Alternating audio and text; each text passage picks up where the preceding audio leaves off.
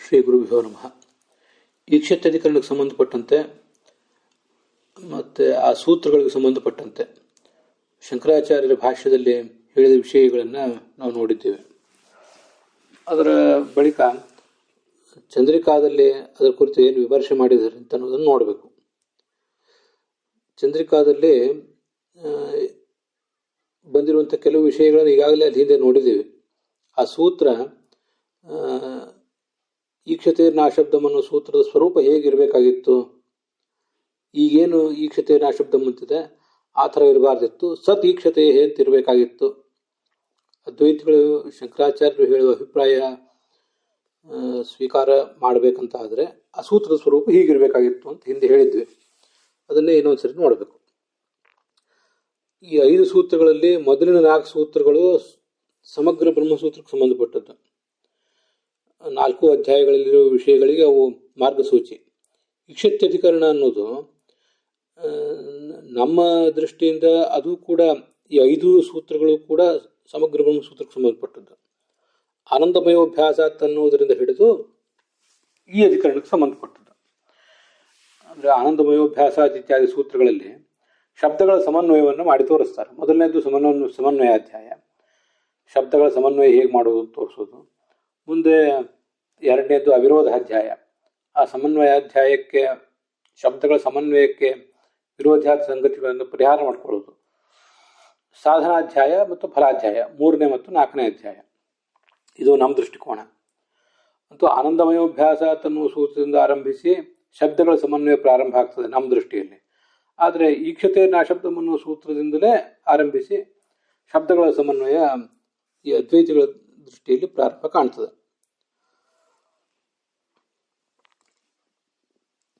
ಅಲ್ಲಿ ಸಾಂಖ್ಯರು ಹೇಳುವಂತಹ ಪ್ರಕೃತಿ ಏನಿದೆ ಅಲ್ಲ, ಅದು ಜಗತ್ತಿಗೆ ಕಾರಣ ಅಲ್ಲ ಅಂತ ಅದ್ವೈತಗಳು ಅಭಿಪ್ರಾಯಪಟ್ಟಿದ್ದಾರೆ. ಹಿಂದೆ ಶಾಂಕರ ಭಾಷ್ಯದ ವಾಕ್ಯಗಳನ್ನೇ ಕೂಡ ಅಲ್ಲಿ ನೋಡಿದ್ವಿ.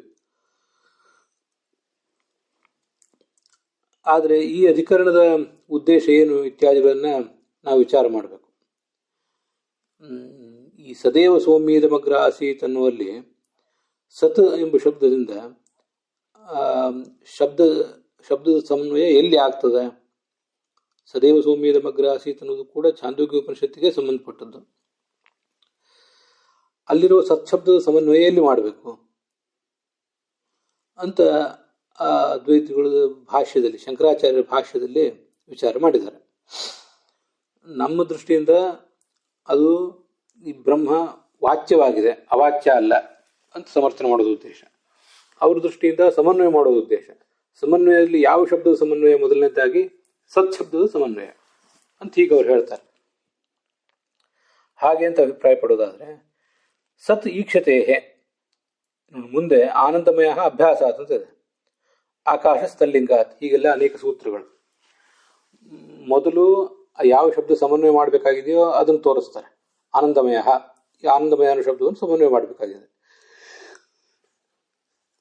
ಯಾಕಂದ್ರೆ ಅಭ್ಯಾಸ ಅಂತ ಹೇತು. ಅಭ್ಯಾಸ ಅಂದ್ರೆ ಅದೇ ಶಬ್ದ ಮತ್ತೆ ಮತ್ತೆ ಪುನರಾವರ್ತನೆ ಆಗ್ತಿರೋದ್ರಿಂದ ಅಂತಹ ಬ್ರಹ್ಮನನ್ನು ತಿಳ್ಕೋಬೇಕು. ಬ್ರಹ್ಮವೇ ಮನಸ್ಸು, ಬ್ರಹ್ಮವೇ ಆನಂದ, ಬ್ರಹ್ಮವೇ ಪ್ರಾಣ, ಬ್ರಹ್ಮವೇ ವಿಜ್ಞಾನ ಅಂತ ಹೀಗೆಲ್ಲ ಅಭ್ಯಾಸ ಅಂದ್ರೆ ಮತ್ತೆ ಮತ್ತೆ ಪುನರಾವರ್ತನೆ ಆಗ್ತದೆ. ಅದರಿಂದ ಬ್ರಹ್ಮವೇ ಆನಂದಮಯ ಆಗಿದೆ. ಆಕಾಶ ತಲ್ಲಿಂಗ, ಬ್ರಹ್ಮ ಆಕಾಶ ಶಬ್ದ ವಾಚ್ಯವಾಗಿದೆ. ಯಾಕೆಂದ್ರೆ ತಲ್ಲಿಂಗ ಅಂತ ಮುಂದೆ ಹೇತು. ಹೀಗೆ ಸೂತ್ರಗಳ ಸ್ವರೂಪ ಇದೆ. ಆ ಥರ ಸೂತ್ರಗಳ ಸ್ವರೂಪ ಇರುವುದರಿಂದ ಅದಕ್ಕೆ ಹೊಂದಾಣಿಕೆ ಆಗುವಂತೆ ವಿಚಾರ ಮಾಡಿದರೆ ಇಲ್ಲಿಯೂ ಕೂಡ ಈಕ್ಷತೆ ನಾಶಬ್ದಂ ಅಂತ ಇರುವುದ್ರ ಬದಲು ಸತ್ ಈಕ್ಷತೆ, ಸತ್ಶಬ್ದವನ್ನು ಸಮನ್ವಯ ಮಾಡುವುದು ನಿಮ್ಮ ಉದ್ದೇಶ ಅಂತ ಅಭಿಪ್ರಾಯ ಪಡುವುದಾದರೆ ಬ್ರಹ್ಮವು ಪಕ್ಷ ಸತ್ ಶಬ್ದ ವಾಚ್ಯವಾಗಿದೆ. ಯಾಕೆಂದ್ರೆ ಈಕ್ಷತೆ ಅದು ನೋಡ್ತಾ ಇರೋದ್ರಿಂದ. ಇದು ನಮಗೆ ಈಗಾಗಲೇ ಗೊತ್ತಿರುವಂತೆ ಸಾಂಖ್ಯರು ಮತ್ತು ಅದ್ವೈತಿಗಳ ನಡುವಿನ ವಿರೋಧದ ಒಂದು ವಿವಾದ ಏನಿದೆ, ಆ ವಿವಾದಕ್ಕೆ ಉತ್ತರ ರೂಪವಾಗಿ ಬಂದಿರುವಂತಹ ಶಬ್ದ ಇದು ಈ ಸದೀಕ್ಷತೆ, ಈಕ್ಷತೆ ನಾಶಬ್ದಂ ಅನ್ನೋ ಸೂತ್ರ. ಆ ಸೂತ್ರದಲ್ಲಿ ಬ್ರಹ್ಮ ಸತ್ಶಬ್ದ ವಾಚ್ಯ ಅಂತ ಸಮರ್ಥನೆ ಮಾಡ್ತಿದ್ದಾರೆ ಅಂತ ಅದ್ವೈತಿಗಳು ಹೇಳೋದಾದ್ರೆ ಸದೀಕ್ಷತೆ ಅಂತ ಇರಬೇಕಾಗಿತ್ತು. ಮುಂದಿನ ಆನಂದಮಯ ಅಧಿಕರಣ ಇತ್ಯಾದಿ ಕಡೆಗಳಲ್ಲಿ ಹಾಗೇ ಇದೆ, ಆನಂದಮಯ ಅಭ್ಯಾಸ ಇತ್ಯಾದಿಗಳಿಗೆ ಅನುಗುಣವಾಗಿ.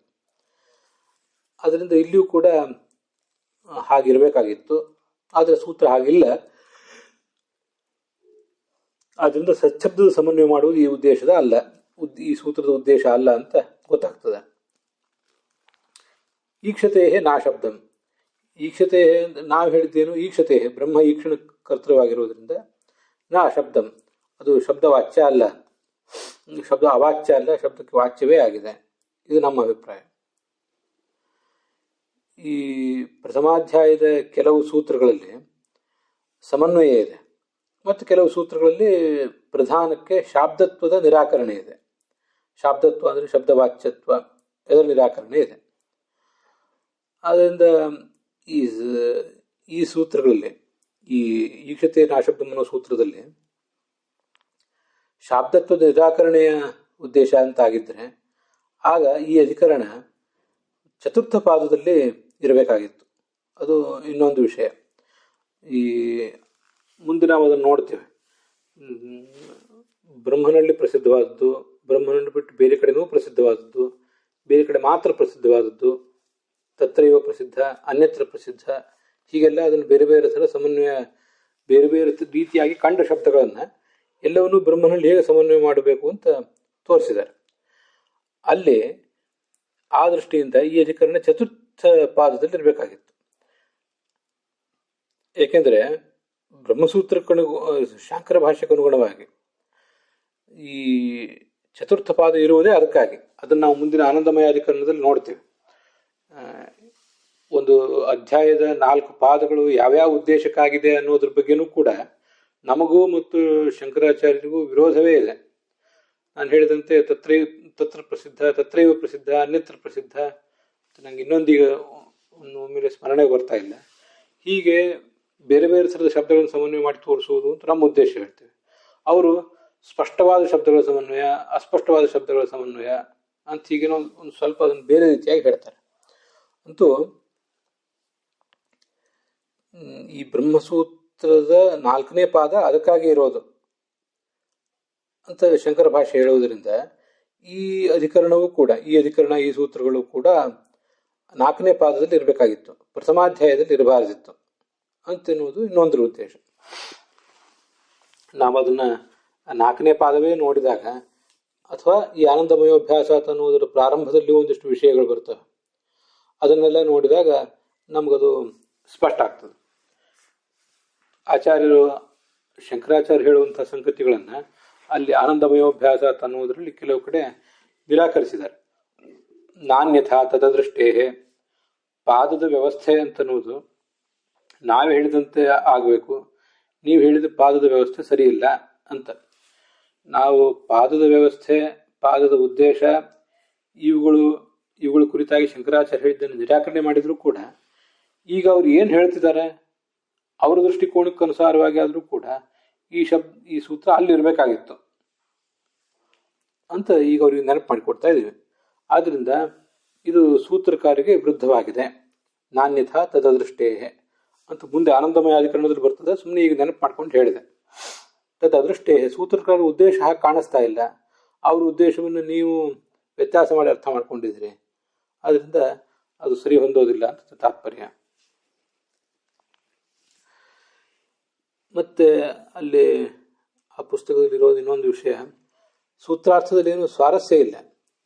ಅಂದರೆ ಒಂದು ಸೂತ್ರ ಅಂದರೆ ಒಂದು ಮಹತ್ವದ ಅರ್ಥವನ್ನು ಹೇಳಬೇಕು, ಅಂಥದ್ದೇನು ಮಹತ್ವದ ಅರ್ಥ ಇಲ್ಲಿ ಕಾಣಿಸ್ತಾ ಇಲ್ಲ. ದ್ವೈತ ಭಾಷ್ಯಕ್ಕೆ ಅನುಗುಣವಾಗಿ ತತ್ ಅಶಬ್ದಂನ ಈಕ್ಷತೆ ಅಂತ ಸಮನ್ವಯ. ತತ್ ಆ ಬ್ರಹ್ಮ ಅಂತನ್ನೋದು, ಅಶಬ್ದಂನ ಅದು ಶಬ್ದ ಅವಾಚ್ಯ ಅಂತ ಹೇಳಬೇಡಿ, ಶಬ್ದ ವಾಚ್ಯವೇ ಆಗಿದೆ ಅಂತ ಸಾಧ್ಯ. ಈಕ್ಷತೆ ಅಂತ ಹೇತು. ಶಾಂಕರ ಭಾಷೆಗೆ ಅನುಗುಣವಾಗಿ ಸಮನ್ವಯ ಹೇಗೆ ಅಂದರೆ, ಅಶಬ್ದಂ ಅಂದರೆ ಶಬ್ದವಾಚ್ಯವಲ್ಲದ ಆ ಪ್ರಧಾನ ಏನಿದೆ, ಅದನ್ನ ಪ್ರಧಾನ ಅಂದರೆ ಪ್ರಕೃತಿ, ಆ ಪ್ರಕೃತಿಯನ್ನು ಅಶಬ್ದ ಎಂಬ ಶಬ್ದದಿಂದ ಅವರು ತಗೊಂಡಿದ್ದಾರೆ. ಕಾರಣಂನ, ಅಶಬ್ದವು ಅಂದರೆ ಪ್ರಧಾನವು ಕಾರಣಂನ, ಜಗತ್ತಿಗೆ ಕಾರಣವಲ್ಲ. ಕಾರಣಸಿ ಈಕ್ಷತೆ ನೋಡಿ, ಕಾರಣಸಿ ಹೀಗೆ ಶಬ್ದ ಅನ್ವಯ ಮಾಡಿಕೊಂಡಿದ್ದಾರೆ ಅವರು. ಕಾರಣಸಿ ಈಕ್ಷತೆ, ಜಗತ್ತಿಗೆ ಕಾರಣವಾದ ಬ್ರಹ್ಮವು ಈಕ್ಷಣ ಕರ್ತೃವಾಗಿದೆ ಅಂತ ಶಾಸ್ತ್ರದಲ್ಲಿ ಬಂದಿದೆ, ತದೈಕ್ಷತ ಅಂತ ಬಂದಿದೆ. ಹೀಗೆ ಕಾರಣಸ್ಯ ಈಕ್ಷತೆ ಅಂತ ಹೇತು, ಕಾರಣಂ ನ ಅಂತ ಸಾಧ್ಯ, ಅಶಬ್ದಂ ಅಂತ ಪಕ್ಷ. ಈ ಥರ ಅವ್ರು ಮಾಡ್ಕೊಂಡಿದ್ದಾರೆ. ಈ ನಮ್ಮ ಸೂತ್ರದಲ್ಲಿ ಬಹಳ ಸರಳವಾಗಿದೆ. ಈಕ್ಷತೆ ನಾಶಬ್ದಂ ಅಂತ ಒಂದು ಪಕ್ಷವನ್ನು ಒಂದನ್ನು ಅಧ್ಯಾಹಾರ ಮಾಡಿಕೊಂಡು ಸಾಕು. ಅವು ಮಥಾತೋ ಬ್ರಹ್ಮ ಜಿಜ್ಞಾಸ ಜನ್ಮಾದ್ಯಸೇತಃ ಇತ್ಯಾದಿ ಸೂತ್ರಗಳಿಂದ ಆ ಬ್ರಹ್ಮ, ಅದ್ರ ಬಗ್ಗೆ ನಾವು ವಿಚಾರ ಮಾಡ್ತಿದ್ದೀವಿ, ಆ ಬ್ರಹ್ಮನ ಕುರಿತಾಗಿ ನಾನಾ ಸಂಗತಿಗಳನ್ನು ಹೇಳ್ತಾ ಇದ್ದೀವಿ ಅಂತ ಸ್ಪಷ್ಟವಾಗೇ ಇದೆ. ಆದ್ದರಿಂದ ಬ್ರಹ್ಮ ಸುಲಭವಾಗಿ ಸಿಕ್ಕಿಬಿಡ್ತದೆ ನಮಗೆ ತತ್ ಎಂಬ ಶಬ್ದದಿಂದ. ಈಕ್ಷತೆ ನಾ ಅಶಬ್ದಂ, ಈಕ್ಷತೆ ಅಂತ ಹೇತು, ಅಶಬ್ದಂನ ಅಂತ ಸಾಧ್ಯ. ಅವೆರಡೂ ಅಲ್ಲಿದ್ದೇ ಇದೆ. ಪಕ್ಷ ಒಂದನ್ನು ತಗೊಂಡ್ಬಿಟ್ರೆ ಸಾಕು. ಆದರೆ ನಿಮ್ಮ ದೃಷ್ಟಿಯಲ್ಲಿ ಈ ಈಕ್ಷತೆ ಏನು ಶಬ್ದ ಇದೆ, ಆಮೇಲೆ ನ ಅಶಬ್ದಂ ಅಂತಿದೆ. ಅಶಬ್ದಂ ಅಂದರೆ ಪ್ರಧಾನ ಅಂತ ಅರ್ಥ. ಆ ಪ್ರಧಾನವು ನ ಅಂದ್ರೇನು, ಸಾಧ್ಯ ಹೇಳಬೇಕು ನೀವು. ಸಾಧ್ಯ ಹೇಳಲಿಕ್ಕೆ ಬೇಕಾದ ಸೂತ್ರದಲ್ಲಿ ಸಾಧ್ಯ ಹೇಳಲಿಕ್ಕೆ ಬೇಕಾದ ಶಬ್ದವೇ ಇಲ್ಲ. ಇದು ತುಂಬ ವಿಚಿತ್ರವಾಗಿದೆ. ನಿಮ್ಮ ಭಾಷ್ಯಕ್ಕೆ ಅದು ಹೊಂದಾಣಿಕೆ ಆಗೋದಿಲ್ಲ. ನ ಅಶಬ್ದಂ, ಅಶಬ್ದಂ ಅಂದರೆ ಪಕ್ಷವನ್ನು ಹೇಳಿದಾಗಾಯಿತು. ಅದು ನ ಅಂತ ಸಾಧ್ಯದ ಒಂದು ಭಾಗವನ್ನು ಹೇಳಿದಾಗಾಯಿತು. ಆದರೆ ಸಾಧ್ಯದ ಪ್ರಧಾನ ಅಂಶ ಯಾವುದು, ಕಾರಣಂ ಅಂತ, ಅದನ್ನೇ ನೀವು ಹೇಳಲಿಲ್ಲ. ಇದು ಹೊಂದಾಣಿಕೆ ಆಗೋದಿಲ್ಲ ಅಂತ ತಾತ್ಪರ್ಯ. ನೋಡಿ, ಅಲ್ಲೇ ಅದನ್ನು ಮುಂದೆ ಬರೆದಿದ್ದಾರೆ. ಈಕ್ಷತೆ ನ ಅಶಬ್ದಂ ಅಂತ ಸೂತ್ರದಲ್ಲಿ ಅಶಬ್ದಂ ಅಂತ ಅದು ಸಾಧ್ಯವಾಚಕ ಶಬ್ದ, ಅದು ಸ್ವರಸವಾಗಿ ತಿಳಿತದೆ. ನಾವು ನಮ್ಮ ಅಭಿಪ್ರಾಯವನ್ನು ಸಮರ್ಥನೆ ಮಾಡ್ಕೋತಿರೋದು. ಅದನ್ನು ಬಿಟ್ಟು ನೀವು ಸಾಧ್ಯವಾಚಕ ಪದವನ್ನು ಪ್ರತ್ಯೇಕವಾಗಿ ಕಲ್ಪನೆ ಮಾಡ್ಕೋತಾ ಇದ್ದೀರಿ. ಅದನ್ನು ತರಬೇಕಾಗಿದೆ. ಕಾರಣಂ ನ ಅಂತ ನೀವು ನ ಅಂತಿದೆ, ಕಾರಣಂ ಅಂತ ನೀವು ತರಬೇಕಾಗಿದೆ. ಅಶಬ್ದಂ ಅನ್ನೋದನ್ನು ಪಕ್ಷವಾಚ್ಯವನ್ನಾಗಿ ಮಾಡ್ಕೊಂಡಿದ್ದೀರಿ. ಮುಂದೆ ಮಾಡಿಕೊಂಡು ಅಶಬ್ದಂ ಹಿ ತತ್ ಅಂತ ಶಾಂಕರ ಭಾಷ್ಯದ ವಾಕ್ಯ, ಹಿಂದೆ ಅದನ್ನು ಹೇಳಿದ್ದೆ. ಶಾಂಕರ ಭಾಷ್ಯದ ವಿವರಣೆ, ಶಾಂಕರ ಭಾಷ್ಯದ ಆ ವಾಕ್ಯವನ್ನು ಹೇತುವಾಚಕವನ್ನಾಗಿ ತಗೊಂಡಿದ್ದಾರೆ. ಈ ಥರ ಎಲ್ಲ ಮಾಡೋದು ಅಲ್ಲಿ ಉಚಿತ ಆಗೋದಿಲ್ಲ. ಈಗ ನೋಡಿ, ನಾವು ಹಿಂದೆ ಈ ತತ್ವನಿರ್ಣಯ ಇತ್ಯಾದಿ ಕಡೆಗಳಲ್ಲಿ ಪ್ರಮಾಣ ಪದ್ಧತಿಯಲ್ಲೂ ಬಂದಿದೆ ಅಂತ ನೆನಪು. ಪ್ರತಿಜ್ಞಾ, ಹೇತು, ಉದಾಹರಣಾ, ಉಪನಯ, ನಿಗಮನ ಅಂತ 5 ಅಂಶಗಳಿರ್ತವೆ. 5 ಅಂಶಗಳು ಬೇಕೇ ಬೇಕಾಗ್ತವೆ ಒಂದು ಅನುಮಾನಕ್ಕೆ ಅಂತ ತಾರ್ಕಿಕರು ಅಭಿಪ್ರಾಯ ಪಡ್ತಾರೆ. ಹಾಗೇನು ಬೇಕಾಗಿಲ್ಲ. ಆಯಾ ಸಂದರ್ಭದಲ್ಲಿ ಆ ಅರ್ಥ ಮಾಡ್ಕೊಳ್ಳೋವನಿಗೆ ಎಷ್ಟು ಬೇಕಾಗ್ತದೋ ಅಷ್ಟನ್ನು ಹೇಳಿದರೆ ಸಾಕು ಅಂತ ಹೇಳಿದ್ದೇವೆ. ನಾವು ಆ 5 ಅಂಗಗಳು ಬೇಕಾಗಿಲ್ಲ, ಕೆಲವು ಮಾತ್ರ ಸಾಕು ಅಂತ ಹೇಳಿದ್ದೇವೆ. ಅದಕ್ಕನುಸಾರವಾಗಿ ಸೂತ್ರದ ರಚನೆ ಇದೆ. ಅದಕ್ಕಾಗಿ ಅದು ನನಗೆ ನೆನಪಿಗೆ ಬಂತು, ಅದನ್ನು ನಿಮ್ಗೆ ಹೇಳಬೇಕು ಅಂತ ಈಗ ಪ್ರಯತ್ನ ಪಟ್ಟೆ. ಹೇತು ಒಂದಿದೆ, ಸಾಧ್ಯ ಒಂದಿದೆ, ಅದೆರಡು ಸಾಕು. ಈಗ ನಮ್ಗೆ ಗೊತ್ತಿಲ್ಲದೆ ಇರೋದು ಯಾವುದು, ಏನು ಸಾಧ್ಯವನ್ನು ಸಾಧನೆ ಮಾಡ್ತಾ ಇದೆ ಸೂತ್ರ, ಆ ಸಾಧ್ಯ ಒಂದನ್ನು ಹೇಳಬೇಕು ಸೂತ್ರಕಾರರು, ಮತ್ತು ಹೇತು ಒಂದನ್ನು ಹೇಳಬೇಕು. ಈಗ ಅದ್ವೈತಿಗಳು ಬ್ರಹ್ಮವನ್ನು ಅವಾಚ್ಯ ಅಂತಾರೆ. ಅದು ಅವಾಚ್ಯ ಅಲ್ಲ, ವಾಚ್ಯವೇ ಆಗಿದೆ, ಸಾಧನೆ ಮಾಡಬೇಕು, ಅದು ಒಂದನ್ನು ತೋರಿಸ್ಕೊಡ್ಬೇಕು. ಆಮೇಲೆ ಈಕ್ಷತೆ ಅಂತ ಹೇತು, ಅದು ನಮ್ಗೆ ಗೊತ್ತಿರೋದಿಲ್ಲ. ಯಾವ ಹೇತುವನ್ನು ಇಟ್ಕೊಂಡು ನಾವು ಬ್ರಹ್ಮವನ್ನು ವಾಚ್ಯವೇ ಆಗಿದೆ ಅಂತ ಅಂಗೀಕಾರ ಮಾಡಬೇಕು ಅಂತ ಗೊತ್ತಾಗುವುದಕ್ಕಾಗಿ ಈಕ್ಷತೆ ಅಂತ ಕಾರಣ ಹೇಳಬೇಕು. ಪಕ್ಷವನ್ನು ಹೇಳಬೇಕಾಗೇ ಇಲ್ಲ. ಆದ್ದರಿಂದ ಆ ಪಕ್ಷವನ್ನು ನಾವು ಹಿಂದಿನಿಂದ ಅಧ್ಯಾಹಾರ ಮಾಡ್ಕೊಳ್ಳಿಕ್ಕೆ ಬರುವುದರಿಂದ ಪಕ್ಷವನ್ನು ಹೇಳಬೇಕಾಗೇ ಇಲ್ಲ. ನಮ್ಮ ದೃಷ್ಟಿಯಿಂದ ತುಂಬ ಸುಲಭವಾಗಿದೆ. ಆದರೆ ಸಾಧ್ಯವನ್ನೇ ಹೇಳದೆ ಹೋದರೆ ಅದು ಗೊತ್ತಾಗೋದು ಹೇಗೆ? ಅದು ತುಂಬ ಗೊಂದಲಕ್ಕೆ ಕಾರಣ ಆಗ್ತದೆ. ಆದ್ದರಿಂದ ಅದ್ವೈತದಲ್ಲಿ ಮಾಡಿದ ಅರ್ಥ ಅದು ಸ್ವರಸ ಅಲ್ಲ. ಸಂಸ್ಕೃತದ ಶಬ್ದಗಳಿಗೆ ನಾವು ಮಾಡ್ಕೊಳ್ಳುವ ಅರ್ಥ ಏನಿದೆ, ಅರ್ಥದೃಷ್ಟಿಯಿಂದಲೂ ಅದು ಸ್ವರಸ ಅಲ್ಲ ಅಂತ ತಾತ್ಪರ್ಯ.